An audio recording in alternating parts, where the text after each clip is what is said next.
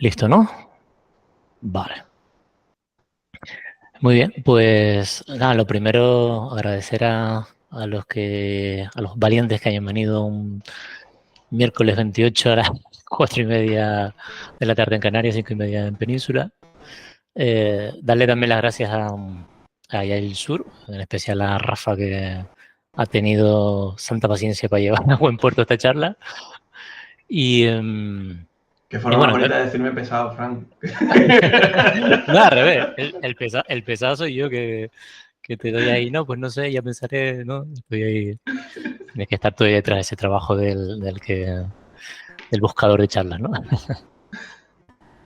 Y nada, me presento, mi nombre es Fran Reyes, trabajo en Codesite, que es una pequeña cooperativa que nos dedicamos básicamente a formación, mentoring, consultoría y acompañamiento. Y bueno, para los que aún no utilicen Twitter, pues me pueden encontrar con Fran-Reyes ahí. ¿Ok? Bueno, dicho esto, vamos al contenido, que es lo interesante de aquí.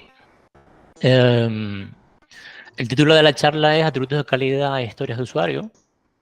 Eh, Rafa me dio manga para elegir entre varios temas el que yo quisiera y me animé con este porque me parece que es un tema importante y que normalmente no se le da la visibilidad que le toca, o a veces también lo que ocurre es que no termina como de enganchar, de cuajar bien en las organizaciones, porque el tema de atributos de calidad, historias de usuario son como dos cosas aparte, ¿no? Digamos que se ve como que los atributos de calidad son cosas de técnicos, y aquí un poco lo que vamos a ver es que precisamente esa relación de participación y de trabajo con los atributos de calidad es algo que afecta a toda la organización, ¿vale? Bueno, he intentado estructurar un poco el contenido en estas tres partes para que sea más o menos fácil de entender. En la primera parte veremos lo que son los atributos de calidad, qué significan, algunas clasificaciones y definiciones para tener claro de qué estamos hablando cuando hablamos de atributos de calidad. En la segunda parte veremos la relación que existe entre estos atributos de calidad y la arquitectura, qué impacto puede tener en ella. Y por último, iremos digamos, al verdadero contenido de la charla, lo que vamos de verdad, que es a ver qué relación existe o que puede haber entre las historias de usuario y los atributos de calidad, en el sentido de cómo los comunicamos, cómo trabajamos con ellos. ¿Ok? Bueno, probablemente mucha gente habrá tenido que buscar el término atributo de calidad para saber qué significa, porque no suele ser un término utilizado. ¿Ok? Sin embargo, sí que suele ser más entendido el término de requisito no funcional. ¿Ok? Probablemente, bueno, por varias circunstancias, probablemente una cuestión también de tradición, no sé, en España, al menos en las universidades suele haber un modelo más de entender el software en el modelo clásico, cuando digo entender algo en cascadas, ¿no? En la captura de requisitos, ¿no? Que es lo que se llama. Y quizás sí que lo entiendan más, en otro es que, bueno, en las empresas también funcionan de este modo, y entonces suelen ser eh, términos más utilizados, el de requisito funcional y requisito no funcional. Lo que pasa es que, claro, el nombre de requisito no funcional ya trae varios problemas en el contexto en el que estamos hablando de Agile.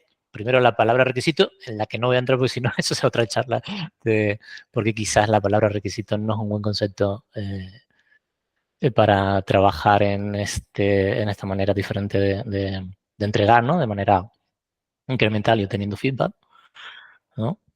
Em, pero la definición de requisito funcional normalmente se dice que el requisito no funcional describe todos aquellos requisitos que no son los funcionales. Con lo cual, si se ven, ya es como un saco directamente, ¿no? ¿Qué es requisito no funcional? Pues lo que no es funcional. Entonces ya ahí empieza a ser como complejo porque hay veces que se cuelan cosas dentro de lo que serían los requisitos funcionales que quizás no lo son. ¿Ok? Otro aspecto, a ver, aquí. Otro aspecto que puede ser por el que no utilizar el concepto de requisito funcional es que algunos autores, al menos así lo he visto yo en algunos sitios, indican que le resta importancia a los temas que tienen que ver con los requisitos no funcionales. ¿Ok? Porque lo importante son los requisitos funcionales y lo otro es como, bueno, pues todo lo demás viene después. Entonces es una cuestión como de importancia, pero bueno, eso también es discutible, ¿no? Depende un poco del contexto en el que estés.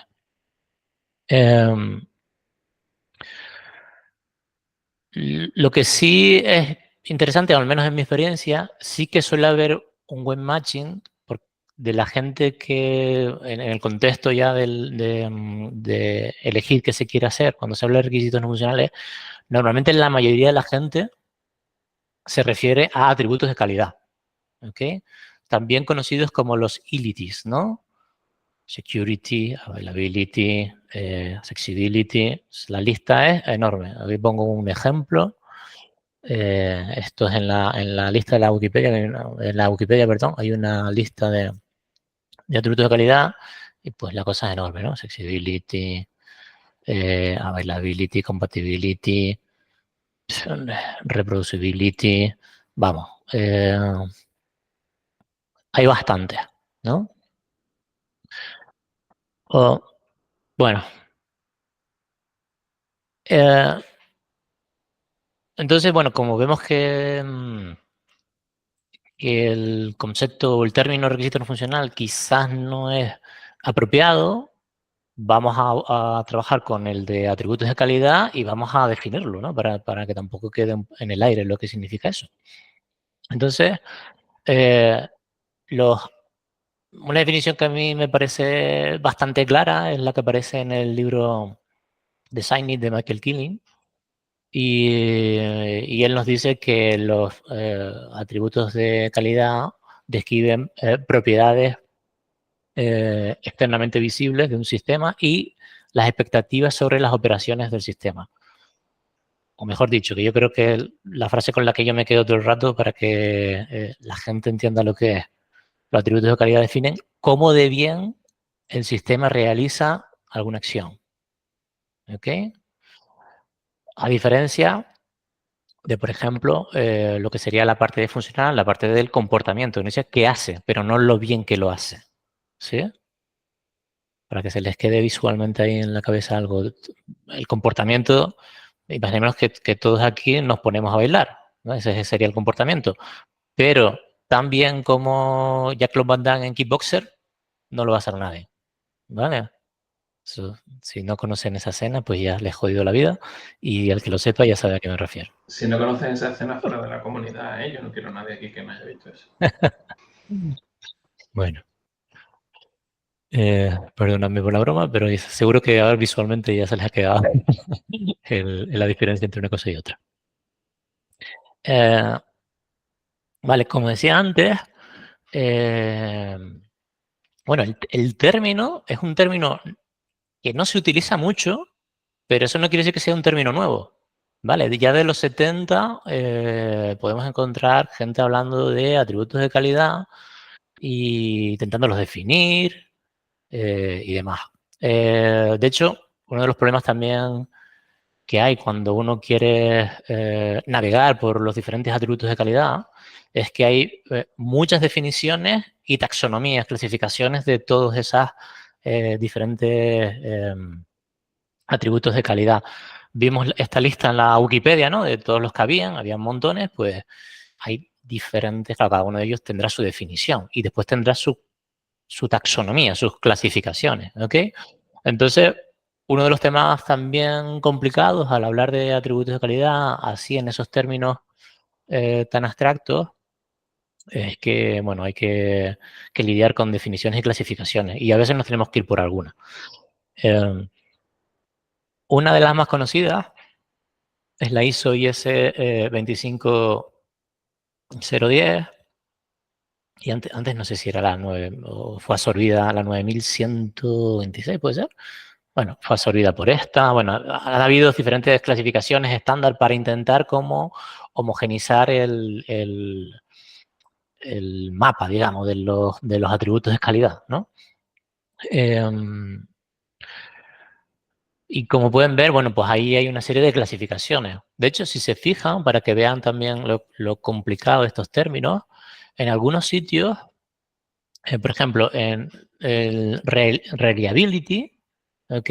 Es una categoría y dentro está availability. Y en algunas clasificaciones esa categoría, el reliability es una cosa y el availability es otra, ¿no? Entonces, o sea que cuando uno habla en estos términos, pues tiene que como definirse cuál es tu referencia, ¿no? ¿Cuál es tu estándar de referencia para yo saber qué te estás hablando? Porque si no, también se hace muy complicado seguir una conversación en estos términos, ¿vale?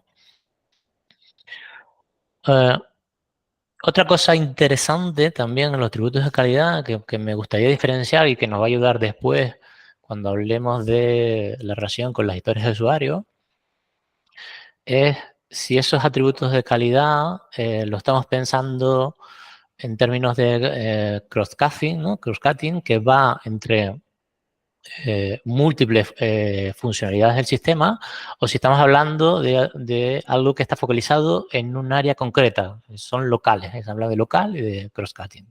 ¿Ok? Un ejemplo de cross-cutting, pues podríamos hablar del tema de un problema de memoria, ¿no? Que es una preocupación de la memoria, que afecta a varias funcionalidades, ¿no? Porque cada vez que vamos navegando por un lado, pues la memoria se va acumulando y entonces afecta a un conjunto de ellas. ¿Ok? Entonces, bueno, veremos cómo intentaríamos reflejar este tipo de cosas porque no estarían, puede ser que no estarían en una historia de usuario, ¿no? Eh, un ejemplo de local, pues podría ser la performance en una única funcionalidad. Por ejemplo, que la página se tendría que mostrar, la consulta se tendría que mostrar pues dentro de los 3 segundos, ¿no? Sería esta página, esta funcionalidad concreta. Estamos hablando de ese atributo de calidad, el atributo de la performance, lo que sea, afectado solo en esta parte. ¿Ok? Muy bien. Hasta aquí lo que sería la parte básica para, digamos, situarnos todos en lo que son los atributos de calidad y,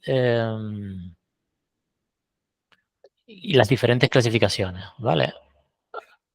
Hasta aquí todo el mundo lo entiende. ¿Tiene alguna duda?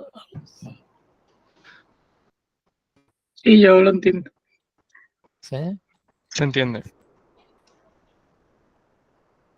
Vale. Muy bien. Ahora vamos a ver cómo los atributos de calidad pues, están relacionados con la parte de arquitectura, que probablemente los que ya hayan tenido un rol de arquitecto, pues sí que ya vean clara esta relación, además impepinable, ¿no? Muchas de las cosas que vimos en esta lista, ¿no?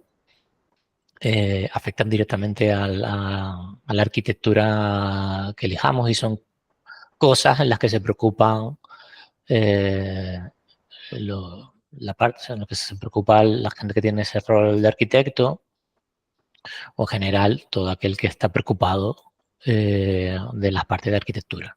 ¿Ok?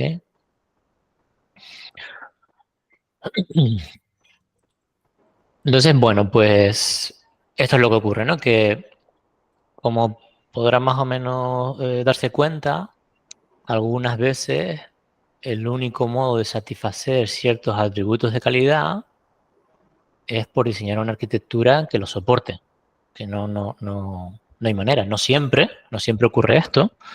Es decir, hay veces que necesitamos eh, necesitamos que se cumplan ciertos atributos de calidad y para eso no nos hace falta cambiar la arquitectura o podría ser soportable con diferentes arquitecturas. Por ejemplo, hay cosas, los atributos de calidad que están relacionados con la parte de la accesibilidad y con la parte de la interfaz. ¿Okay? Y podría ser que, pues, que no tengan efectos directos en la arquitectura, al menos no tiene un impacto grande. ¿Vale?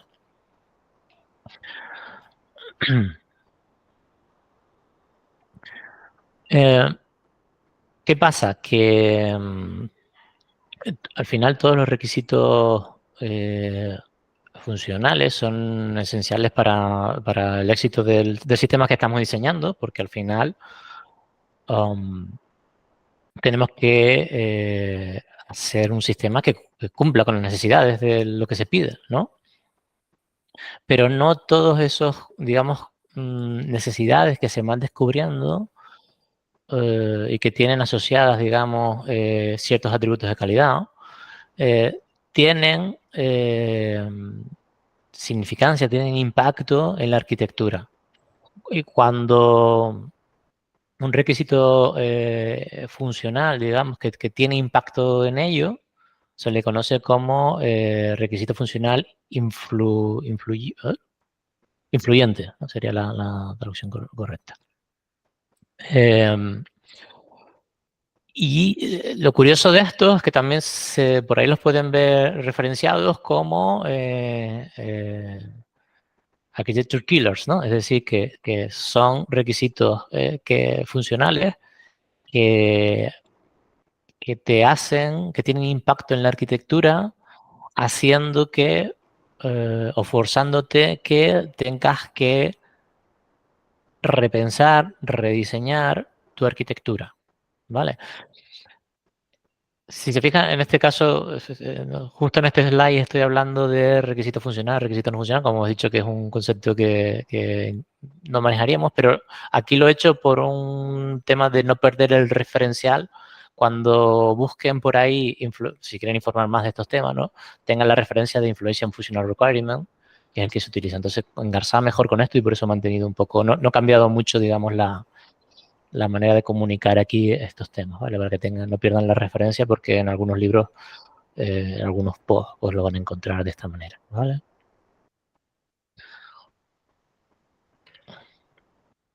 Claro, cuando esto ocurre, es decir, cuando tenemos esos architecture killers, ¿no?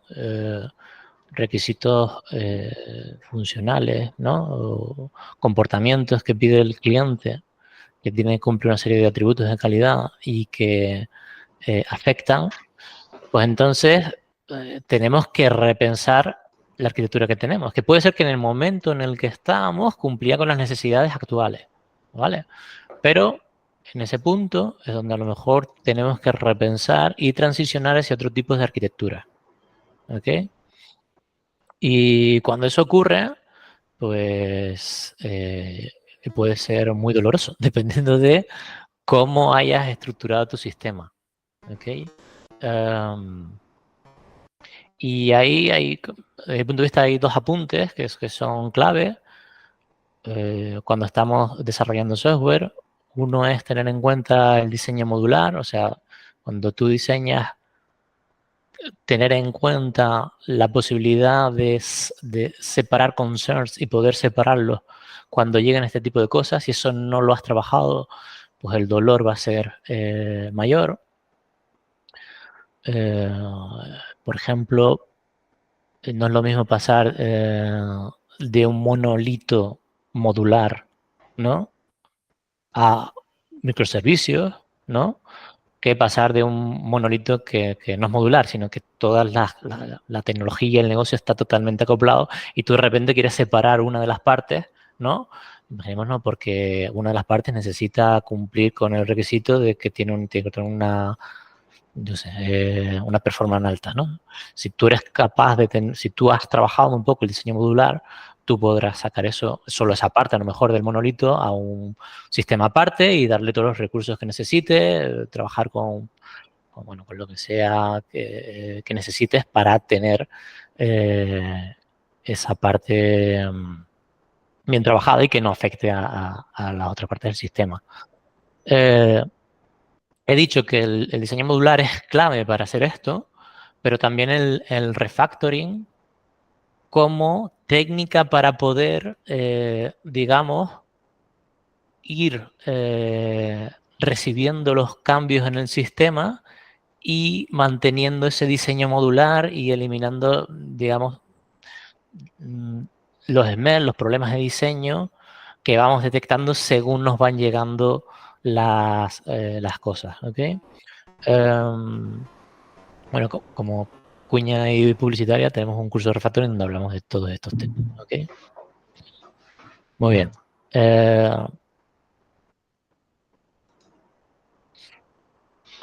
No estamos diciendo tampoco que lo único que influye en la arquitectura son los atributos de calidad, ¿vale? En la arquitectura hay muchas cosas que pueden influir en cómo de buena es tu arquitectura.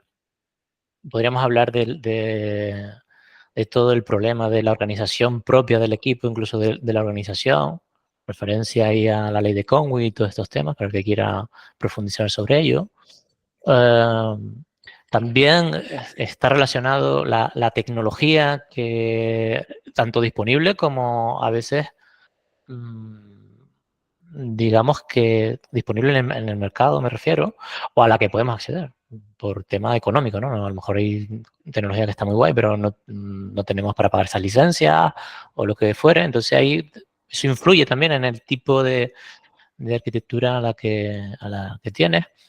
Y por supuesto, lo que serían las habilidades y el conocimiento sobre la arquitectura y lo que decía antes del el diseño modular, el tema del refactoring, afecta un montón que el equipo no tenga, digamos, como esas habilidades, ¿no?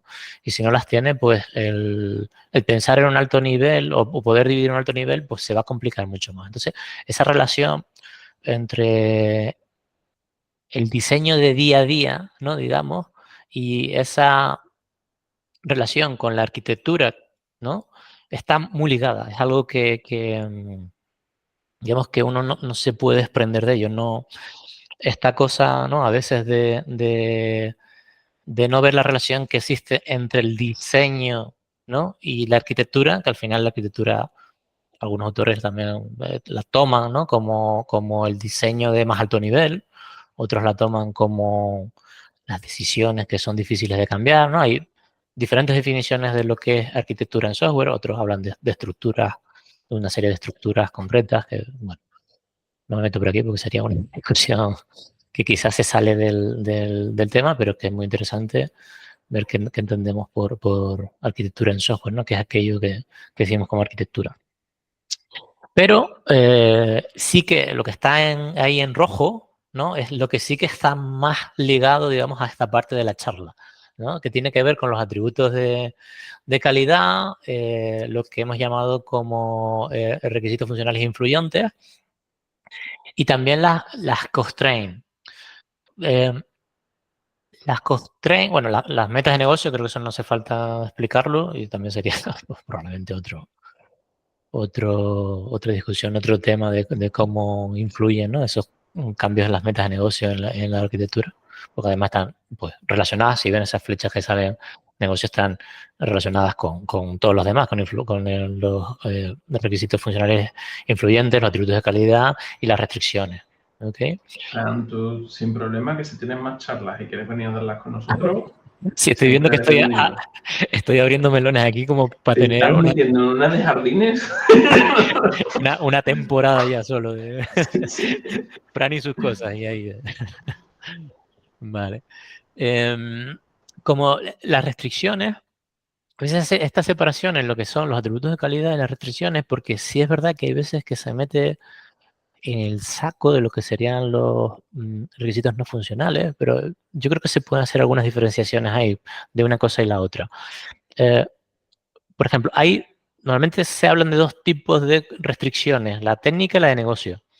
Y que después están engarzadas una con otra. Aquellos que están engarzadas también tienen afectaciones a los atributos de calidad. Pero, por ejemplo, para que poner ejemplos que puedan ustedes tener a mano y ver qué diferencia hay, aunque a veces digamos que el límite no está tan claro en algunos casos, ¿eh? La elección del lenguaje de programación sería una constraint, no lo veríamos tanto como un atributo de calidad. Lo ves, ¿no? Se está limitando también está limitando las posibilidades de lo que puedes hacer, pero lo veríamos más como una constraint.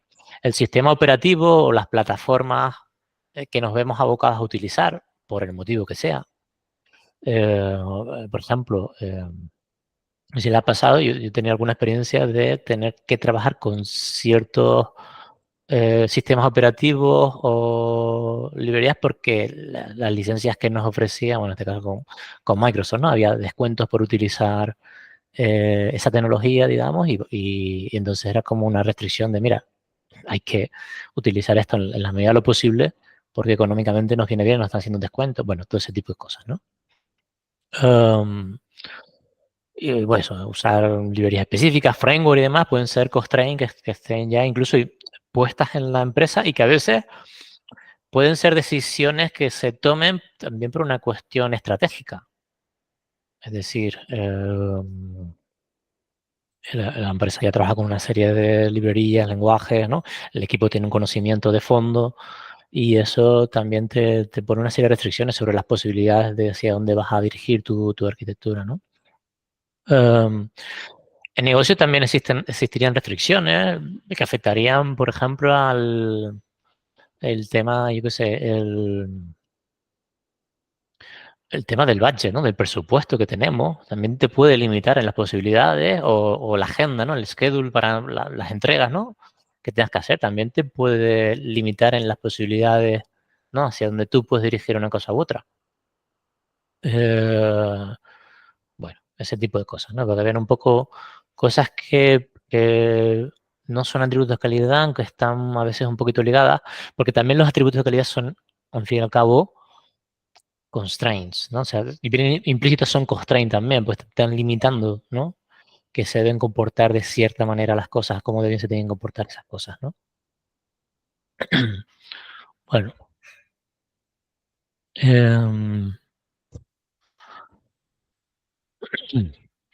Dicho esto, bueno, pues lo que yo sí he notado, lo he visto en algunas organizaciones, lo que pasa es que estos atributos de calidad, pues lo que pasa es que o bien no se les da el peso que toma, o bien lo que ocurre es que hay, como comenté al principio, otro camino, ¿no? O sea, está como las historias de usuario, está todo ese trabajo que haces con negocio, preguntando qué se necesita, ¿no? Y después están como los atributos de calidad, que son ya cosas de los técnicos, ¿no?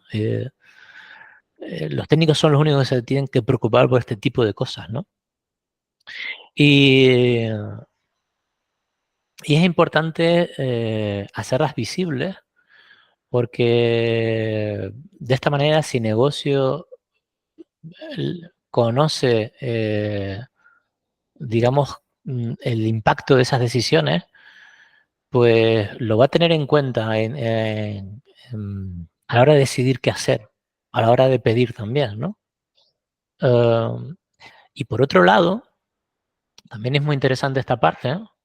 El equipo de desarrollo no va a configurar también un poco las expectativas a la hora de diseñar el sistema, ¿no?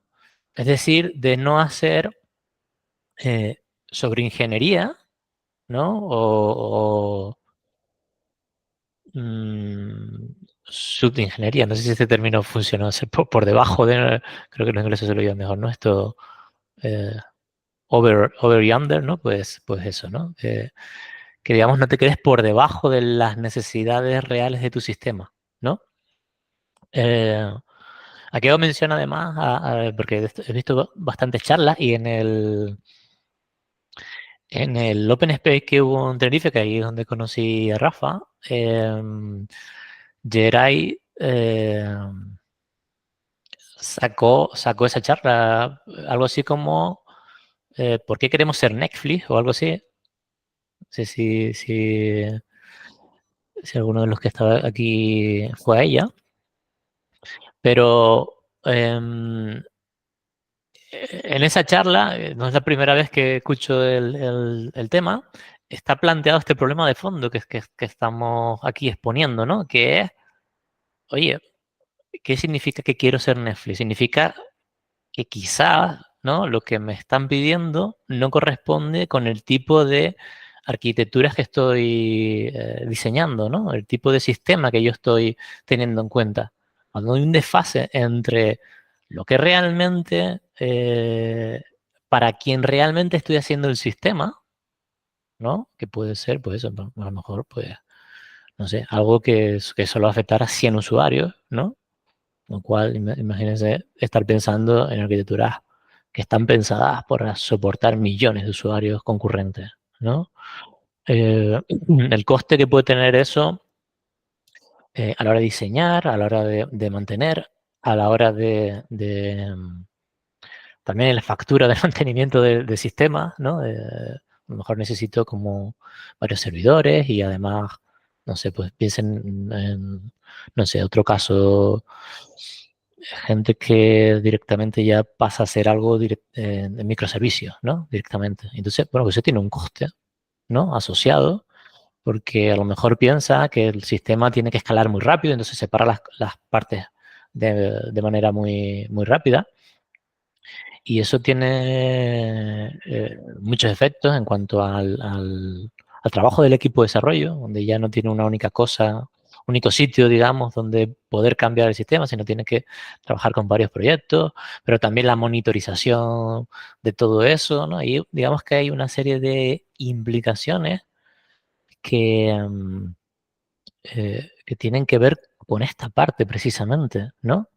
De que no hay un buen matching entre esos atributos de calidad que yo debo responder y comprender realmente, ¿no?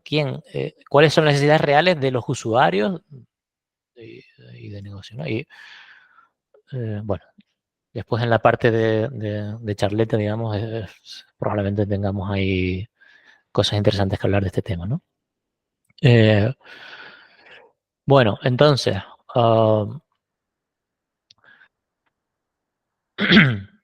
claro, ¿qué sería entonces la propuesta aquí? Pues la propuesta es básicamente tener esas conversaciones con negocio, ¿vale? No que las cosas vayan por un lado y por otro. Es donde está la relación con las historias de usuario, ¿vale? Em, entonces, bueno, ahora vamos a ver cómo encajamos todo esto que hemos visto, ¿no? Con las historias de usuario. Hasta aquí, bien, ¿alguna pregunta? ¿Algún tema que quieran sacar aquí? Saquen, si son temas de arquitectura y demás, pues hay más tiempo de ver algo.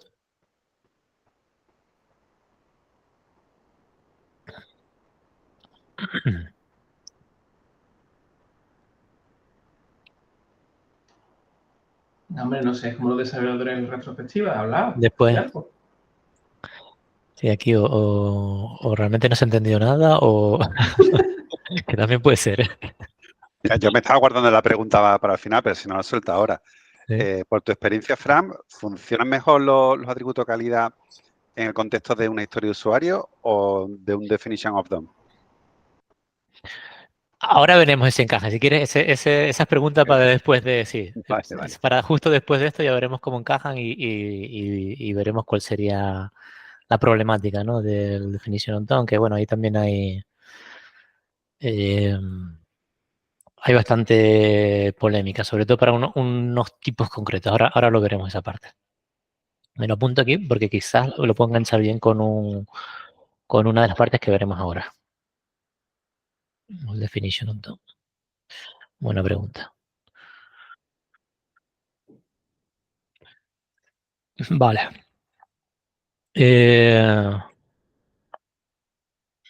Bueno, entonces hasta aquí bien, nadie se ha perdido, todo el mundo sabe de estos temas perfectamente. Muy bien, pues vamos a continuar. Entonces,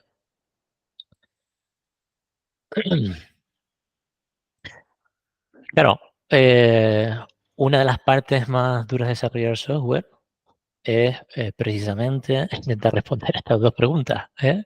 Que es cómo decidimos lo que supuestamente el software tiene que hacer.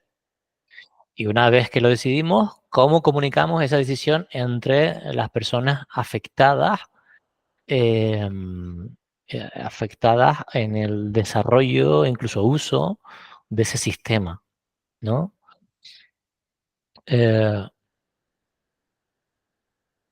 Claro, en una visión más clásica, la visión, digamos, trabajo en cascada, estas preguntas las responden fácil y de esta manera, lo vamos a decidir al principio del proyecto y lo vamos a comunicar a través de documentos. ¿Sí? Obviamente, esto nunca ocurre así, pero hay veces se cree que es así, ¿vale? Yo he estado en algún proyecto así, con lo cual sé que no es, no es algo, un mito, ¿no? Que no ocurra y tiene sus problemas, ¿no? Pero bueno, aquí, como estamos en un contexto diferente, ¿no? De AI, digamos que tenemos otro modo de resolver este problema.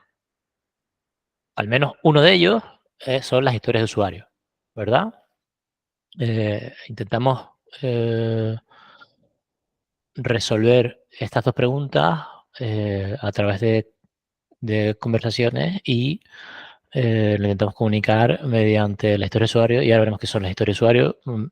También me gustaría hacer aquí hincapié en que tengamos como un entendimiento compartido de qué significa esto para poder seguir avanzando. Entonces, ¿qué es para mí y, bueno, y para otros también una historia de usuario? En el caso de este parto del trabajo de Bill Wake, ahí tendré un enlace y les pasaré las slides. Una historia de usuario es la descripción de un potencial uso real de un la descripción de un potencial uso real del sistema. ¿Ok? Es importante ver que toma la perspectiva del usuario para definirlo, y esto es clave, y hay que tener también en cuenta que representa el entendimiento compartido de lo que el sistema debería ser. ¿Vale? En ese sentido, pueden ver, hay un concepto del que habla Brian Marick se llama. Bueno, después le paso el enlace, que habla de boundary objects, ¿no? Que los boundary objects pues, son precisamente como elementos, ¿no?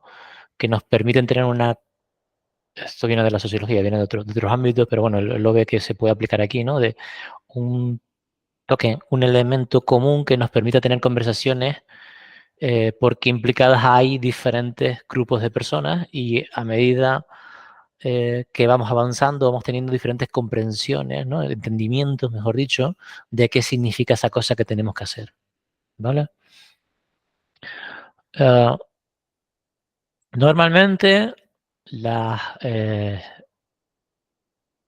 conversaciones, las historias de usuario se focalizan en el comportamiento del sistema. ¿Ok? Y el comportamiento se puede ver como funcional en el sentido matemático, me refiero aquí. Es decir, dado estos inputs, tengo estos outputs. Ven ahora, pueden casar un poquito mejor la relación cuando se habla de requisitos funcionales. Funcionales en el sentido matemático, ¿no? Tengo estos inputs y este es el output que yo espero. ¿Vale? Lo pueden enganchar ahora quizás mucho mejor con la parte de cómo de bien, ¿no? Obtengo ese resultado, ¿no? Una función, la rapidez con la que la función devuelve el output que toca, sería un ejemplo, ¿no? de esa relación entre una cosa y otra. Sin embargo, seguro que todos hemos tenido experiencia y haciendo probablemente, bueno, ya como usuarios directamente, habremos tenido la experiencia de precisamente usar sistemas, aplicaciones que contengan el comportamiento que se espera, pero sin embargo no encuentran las expectativas que tendríamos sobre el uso de ella, ¿no? Es decir, quizás lo que puede estar ocurriendo es que la tarea tarda mucho en realizarse o puede ser que la interfaz de usuario no se termine de entender,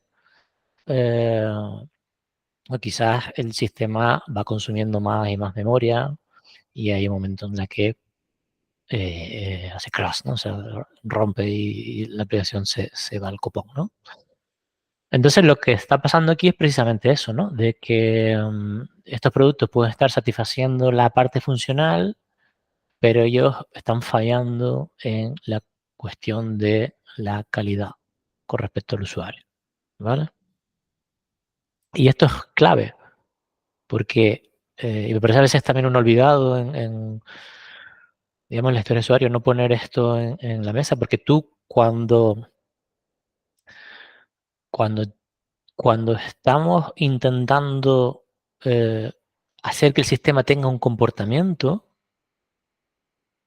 al hacerlo, ya de alguna manera están implicados esos atributos de calidad, si lo ven, están todo el rato ahí operando, ya sea que nos interese explicitarlos más o no, porque es imposible ser algo, implementar algo, perdón, ¿no? O sea, hacerlo sin que estén estas cosas operando. O sea, que hay que verlo como una unidad, ¿no?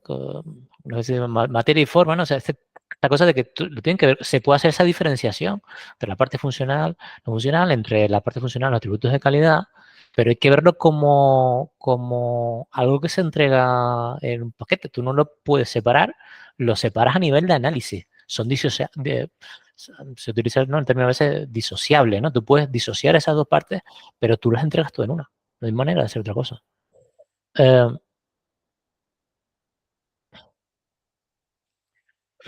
bueno,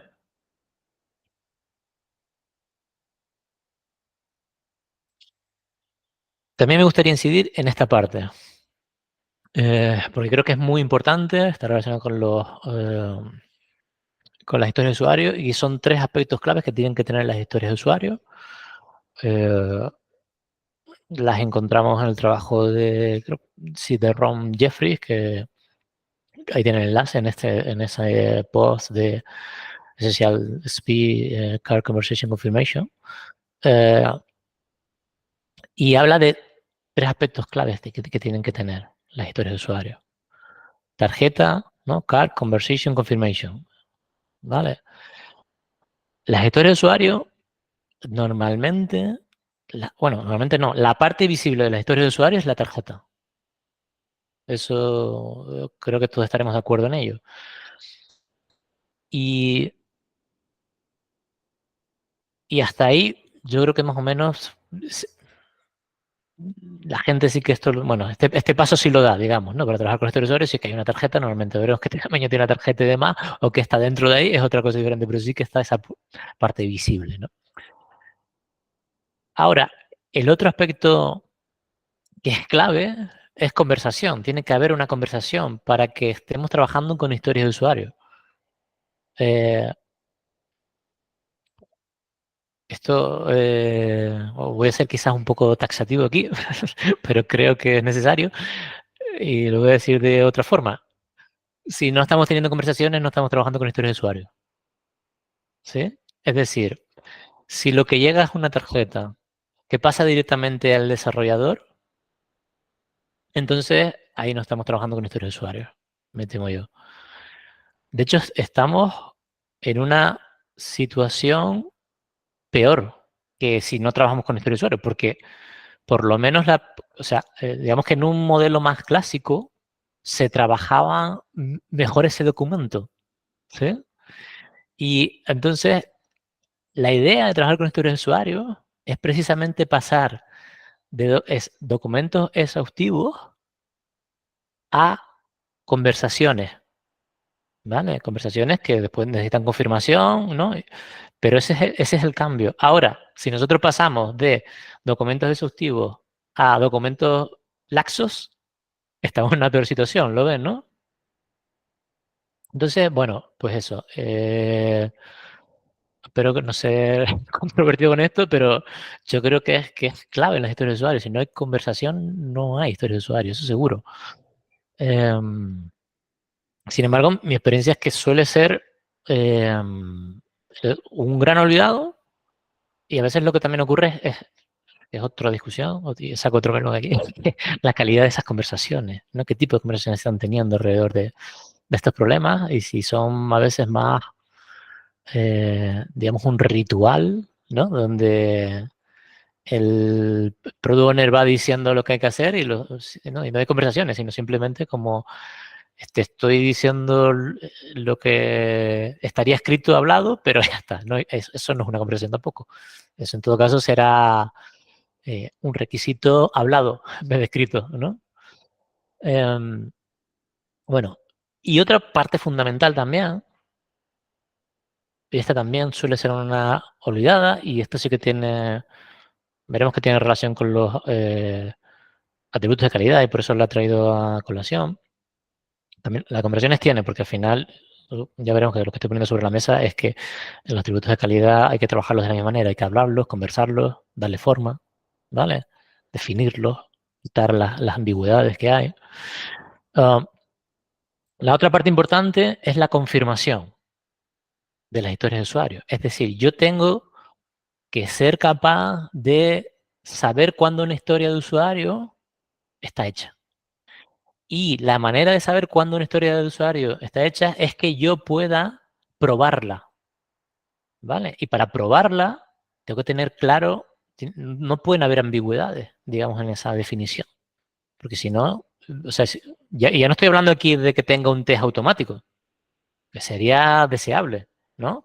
Pero es que directamente, en algunos casos, hasta es difícil hacer un test automático porque puede ser que yo no entienda cómo de verdad puedo saber que esta historia de usuario está bien hecha, qué es lo que tendría que ver, cuál es el output claro que debería yo ver aquí, ¿sí? Bueno, entonces, digamos que tenemos estos pilares, ¿no? De qué significa la historia de usuario y cuáles son los aspectos claves que tienen que existir en la historia de usuario. Y ahora vamos a ver la relación con los atributos de calidad. Un primer problema que tenemos con ellos es, digamos que si se fijan estos definiciones estándar que pueden ver en diferentes clasificaciones, bueno, la ISO 25010, las que sean, ¿no? Las clasificaciones estándar que estén por ahí, es que muchas de esas definiciones así, tal cual las ponen, seguridad, disponibilidad, que tenga que cumplir esta serie de requisitos, ¿no? Que el sistema sea seguro, que confiable, etcétera, no son testeables directamente. Si alguien me dice a mí, bueno, el sistema tiene que ser seguro, ¿qué prueba puedo hacer de eso? ¿No? Así, si no lo aterrizamos más, imposible. Entonces, directamente es, digamos que no lo son tal cual tomados, ¿vale? Por ejemplo, uno de los que vimos en la ISO 25010, uno de los atributos de calidad era que sea modificable. ¿Qué significa eso? Porque al fin y al cabo, cada sistema es modificable con respecto a un conjunto de cambios y no tanto con respecto a otro conjunto de cambios. Entonces, habrá que definir a qué cambios te refieres con que sea el sistema modificable, ¿no? Otro problema que tenemos es que a veces que hay como solape o sea, cuando estamos hablando de un problema concreto, ¿no? Este tiene que cumplir esto, porque el usuario lo que le interesa es que de manera muy concreta, esos atributos de calidad tal cual están puestos, digamos que se solapan unos con otros. Por ejemplo, cuando estamos hablando yo qué sé, de resolver un ataque de denegación de servicio. ¿Esto qué aspecto de los atributos de calidad es? ¿De disponibilidad, de performance? ¿Puede ser también un problema de seguridad? Quizás también podría ser un problema de usabilidad. O sea, venga, ahí hay como cierto acople donde cuando estamos hablando de algo muy concreto, a veces que hay solape en esos atributos de calidad tal cual están puestos. Entonces, no nos vale con decir en la historia de usuario, tiene que ser seguro, tiene que tener el disponibilidad. Eso hay que aterrizar. ¿Vale? Entonces, Y esto tiene que ver con la parte de confirmation de la historia de usuario. ¿No? Totalmente, porque precisamente de esa manera pues no hay manera de confirmar la historia de usuario si yo hablo en esos términos. Entonces, ¿qué solución podemos darle a este problema, ¿no? De que haya definiciones no testeables y overlapping de atributos, de definiciones de atributos de calidad? Pues la idea es buscar maneras de caracterizar, de describir los atributos de calidad. Aquí pueden haber múltiples formas, ¿vale? De hacerlo. Yo me he inclinado por una, porque es la que me parece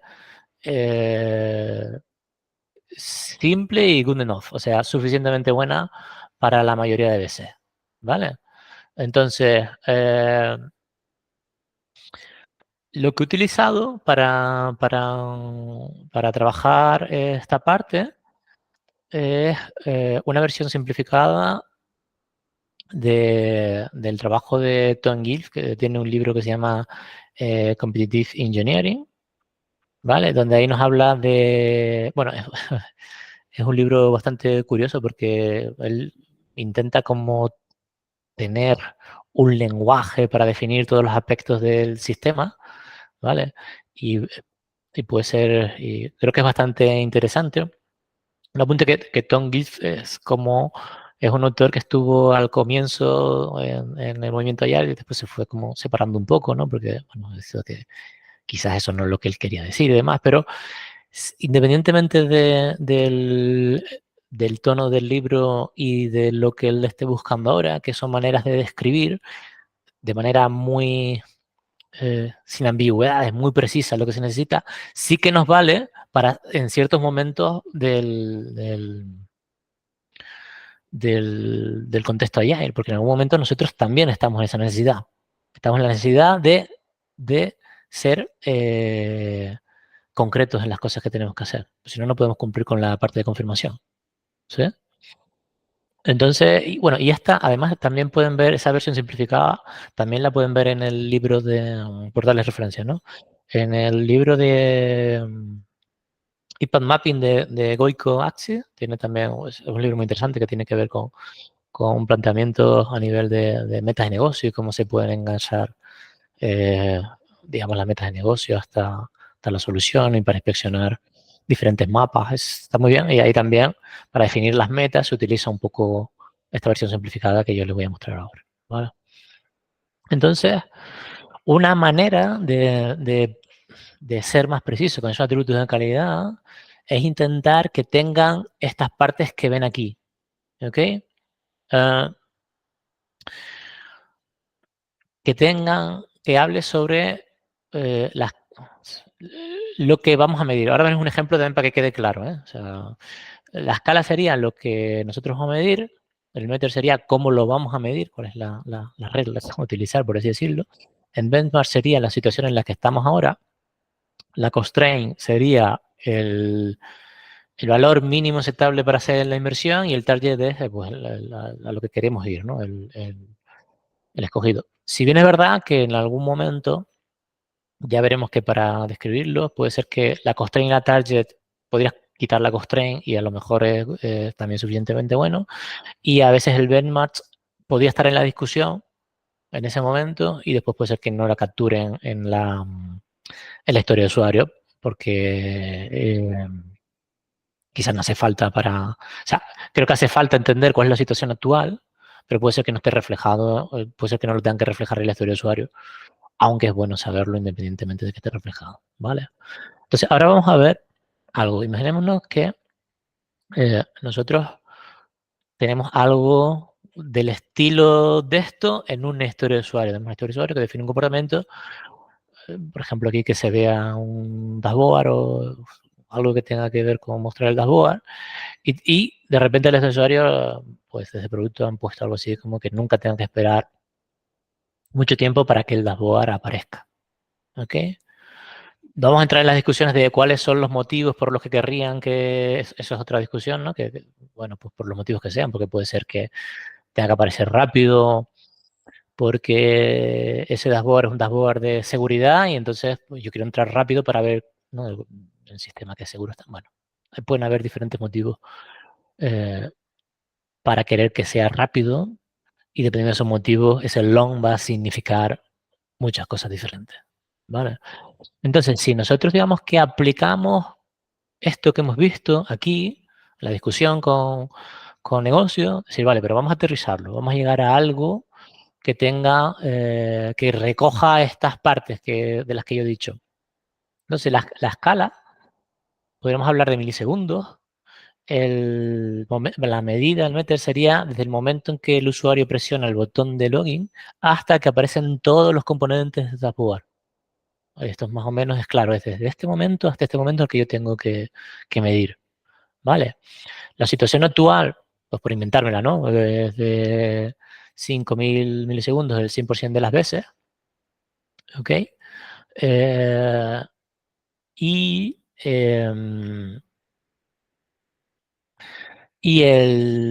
La constraint, digamos que el mínimo de inversión que se va a querer hacer es de 2.000, que no tarde, que no tarde más de 2.000 milisegundos el 90% de las veces. Y el target lo que queremos buscar es que pues que llegue a ser 500 milisegundos el 90% de las veces. ¿Vale? Entonces, ¿cómo quedaría un poco esto escrito? Pues quedaría de esta manera. ¿Vale? O sea, si le ponemos como, digamos, esos datos que están más fraccionados, ¿no? Lo ponemos en una narrativa un poco más, que pueda entender negocio, ¿no? Que puedan leer así, no de manera tan esquemática, sino darle una estructura un poco más, más como narrativa, ¿no? Por así decirlo. Diríamos algo así, ¿no? Yo quiero ver el dashboard entre 500 y 2.000 milisegundos, el 90% de las veces después de cliquear en el login. Entre paréntesis he puesto la situación actual del benchmark, ¿lo ven? Ahí es la que decía que no pasaría nada si se quitara. En la discusión yo creo que sí es interesante porque hay que tener en cuenta la situación actual para saber hacia qué nos estamos moviendo, porque eso tiene implicaciones de coste, ¿no? No es lo mismo que estemos en una situación en la que ya tarda, en este caso, claro, son 5 segundos, entonces eso, en 5 segundos en software es una eternidad, eso es mucho, ¿no? Pero imaginemos que estamos en una situación en la que es mucho menor, ¿no? Y el target que se busca es, y entonces a lo mejor el coste ahí es, o sea, a lo mejor rascar 100 milisegundos es mucho. Hay que buscarse la vida para hacer eso, ¿no? Digamos, hay que replantearse cosas, arquitectura, tecnología, etcétera. Bueno, entonces hemos visto una manera de intentar describir esos atributos de calidad de manera que la ambigüedad la eliminemos. Ya esto sí es testeable manualmente e incluso también hay herramientas para hacer test automáticos aquí. Solo quería hacer hincapié en una cosa que se me ha olvidado, que es, si se fijan, aquí hay, que dice entre 500 y 2.000 milisegundos. Eso es porque quizás en la parte funcional nos gustaría más que hubiera algo más booleano, ¿no? ¿Se comporta así o no?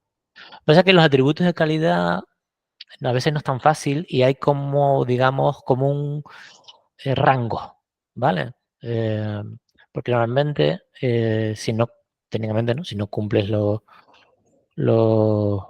criterios de aceptación, pues la historia no está hecha, no puede pasar. Entonces aquí, digamos que tenemos un rango porque en estas situaciones, en los atributos de calidad, sí queremos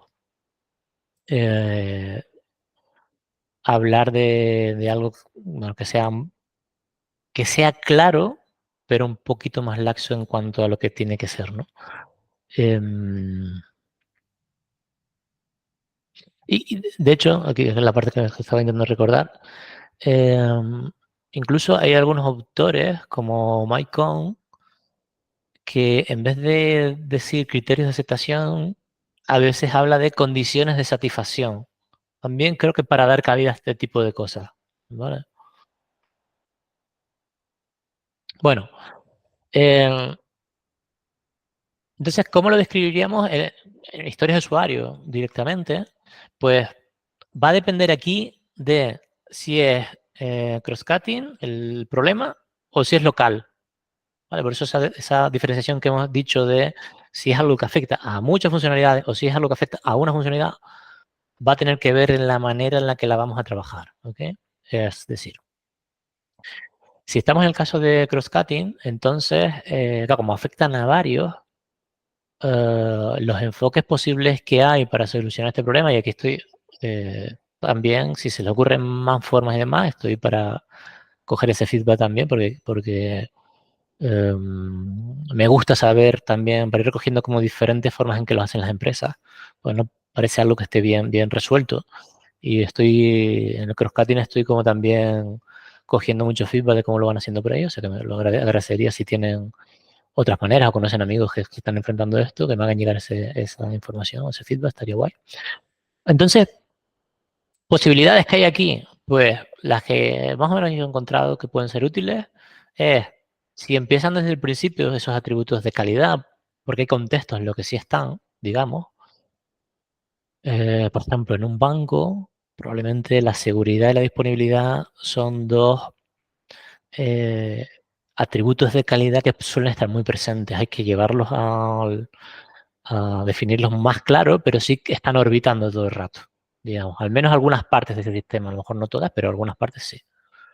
Entonces, digamos que hay contextos de negocio donde, digamos que la preocupación por esos atributos de calidad o por ciertos atributos de calidad son más necesarios que en otros. Entonces, bueno, una posibilidad es que, digamos, historias base, las historias como una template que siempre esté presente, digamos como sea recordatorio, y ahí los definamos de manera más clara, como a lo mejor esta plantilla de esto que hemos visto de la propuesta de la simplificación de Tom Gilf, ¿no? Y demás.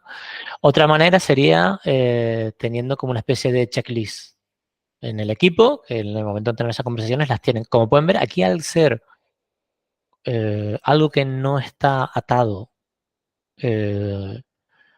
a una historia de usuario, hay que definir igual cómo afecta. Estos son más bien como recordatorios.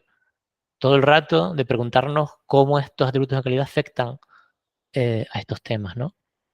Entonces, bueno, pues lo que tendríamos es que si las tenemos a comienzo bien y si no habría que capturarlas después, y en ambos, pues probablemente a lo mejor tienes una historia de usuario aparte que eh, se enfrenta a este tipo de problemas.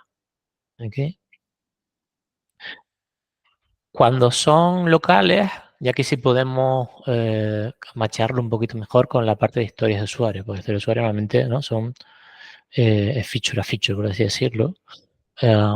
Y la manera más fácil es simplemente añadirlo como un criterio de aceptación. Tengo el comportamiento que quiero hacer y quiero que además cumpla estos atributos de calidad, lo añado como un criterio de aceptación. Pues ya, es lo más sencillo. ¿Vale?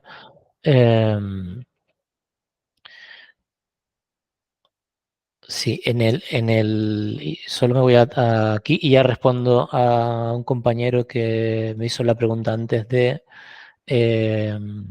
definition of done. ¿Ok? En este caso, podrían ver ese definition of done, estaría también, porque si ven el definition of done, si es algo que afecta a todas las historias de usuario, sería algo a preguntarse, pero habría que describirlo igualmente. ¿Vale? Después si quieres en la conversación lo hablamos más en detalle, pero por engancharlo, ¿no? Entonces, en local, si es un atributo de calidad local, pues simplemente lo añadimos con criterio de aceptación. ¿Qué pasa? Que lo que puede ocurrir es que al añadirlo, la historia de usuario no es manejable en tamaño.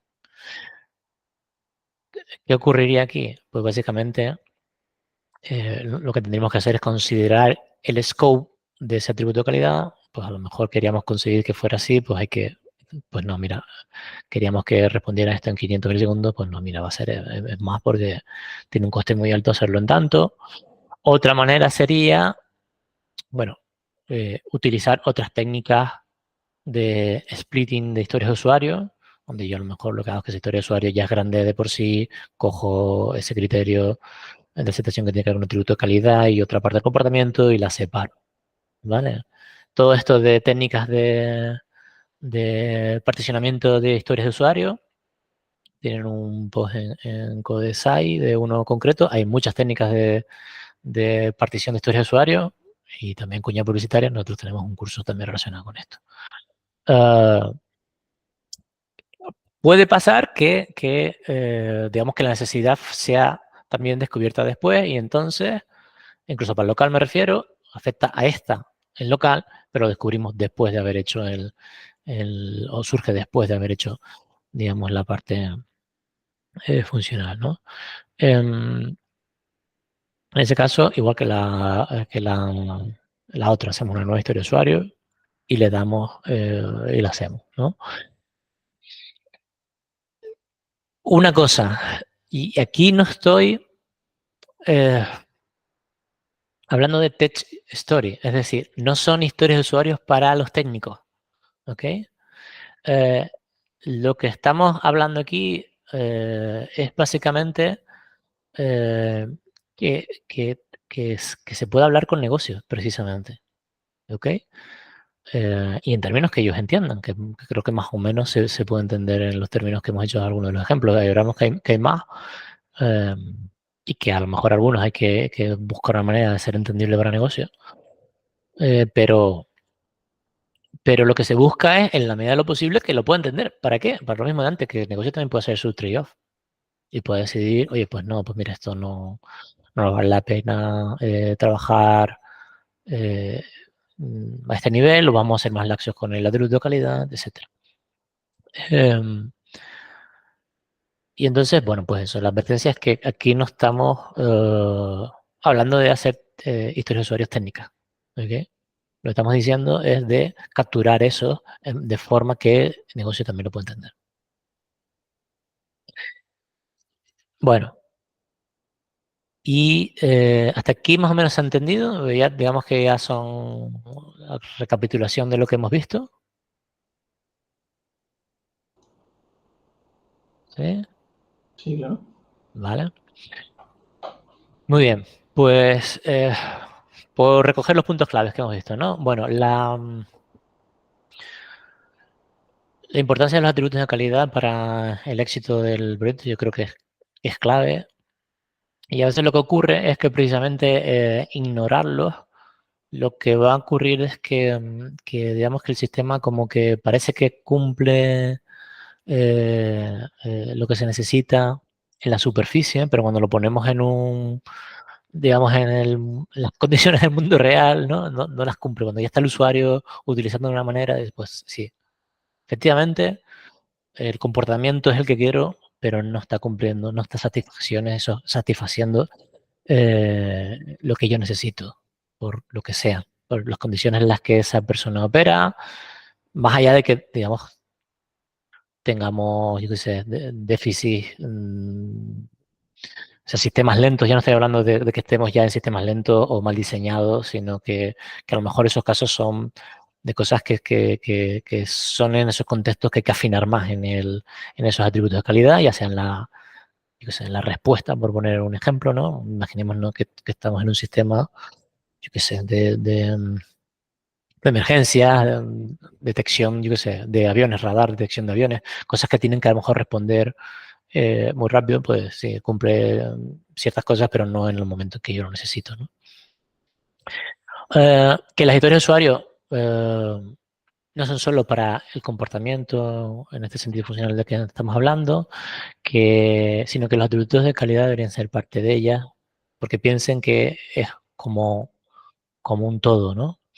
La importancia precisamente de los stakeholders, los miembros, para asegurar que esos atributos de calidad son priorizados e integrados en el mismo proceso. No van una cosa por separada y otra cosa por el otro, ¿no? Y entonces hay que, como está la cosa de los técnicos, y a ver si se prioriza esta parte o no se prioriza, porque estas son preocupaciones que tienen que ver solo con una parte y negocio no ve la relación entre ellos y esos atributos de calidad. Entonces, por eso la idea de trabajar con estos usuarios es una manera de aprovechar ya un mecanismo que tenemos de conversación con negocio para incluir este tipo de cosas, ¿no? Um, por supuesto, cuando trabajamos con esos atributos de calidad es necesario reducir la ambigüedad, es decir, describir los atributos de calidad de manera que los podamos probar.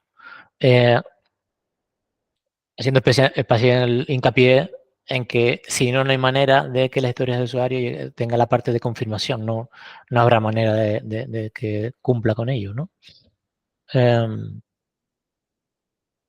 Y bueno, pues como último punto, ¿no?